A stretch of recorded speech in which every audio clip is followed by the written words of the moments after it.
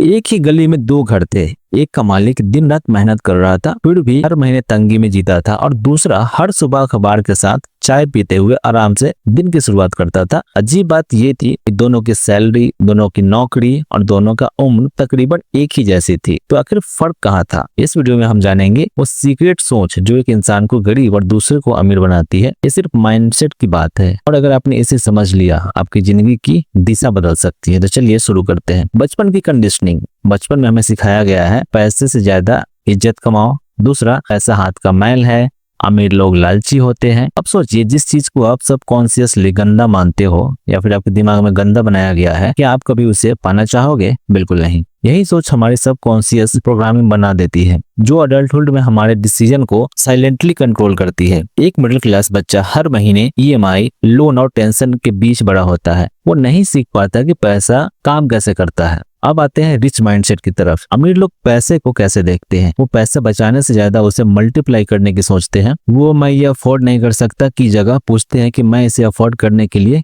क्या कर सकता हूँ। वो काम करके पैसा कमाते हैं? नहीं, वो पैसे से पैसा कमाते हैं। फर्क सिर्फ सोच का है, लेकिन यही सोच आपको या तो रैट रेस में डालती है या फिर वेल्थ क्रिएटर बना देती है। आपको एक रियल कहानी बताता हूँ। राकेश, जो कि काल्पनिक नाम है, राकेश एक सरकारी नौकरी में था। हर महीने की सैलरी से ईएमआई कटने के बाद जो बचता वो राशन और बच्चों की फी में चली जाती थी। उसके पापा ने सिखाया था सिर्फ सेफ रहो, रिस्क मत लो। लेकिन एक दिन राकेश ने एक वीडियो देखा जिसमें कहा गया था, अगर आप अपने पैसे को काम पर नहीं लगाते तो जिंदगी भर आप ही पैसे के लिए काम करते रहोगे। बस वहीं से उसकी सोच बदली। उसने पढ़ना शुरू किया, म्यूचुअल फंड्स, एसआईपीज, एसेट्स और इन्फ्लेशन के बारे में डिटेल में जानकारी ली, पढ़ाई की। धीरे धीरे वो छोटे छोटे इन्वेस्टमेंट्स करने लगा और कुछ सालों में उसकी पैसिव इनकम बढ़नी शुरू हो गई। राकेश आज भी वही नौकरी करता है, लेकिन अब वो पैसों के लिए काम नहीं करता, बल्कि पैसे उसके लिए काम करते हैं। आपके सामने एक चार्ट दिख रही होगी जहां पर प्रैक्टिकल डिफरेंस इन माइंडसेट का चार्ट आपको दिख रहा होगा। पुअर माइंडसेट के लोग क्या सोचते हैं? पहले खर्च बाद में बचत। जबकि रिच माइंडसेट वाले सोचते हैं पहले सेविंग उसके बाद में खर्च। दूसरी, पुअर माइंडसेट वाले हर चीज खुद से करने की सोचते हैं, जबकि रिच माइंडसेट वाले डेलीगेशन और लेवरेज पे भरोसा करते हैं। पुअर माइंडसेट ईएमआई को नॉर्मल मानते हैं, जबकि रिच माइंडसेट वाले लोन फ्री या फिर कैलकुलेटेड डेट यूज करते हैं। ऐसा नहीं है कि रिच माइंडसेट वाले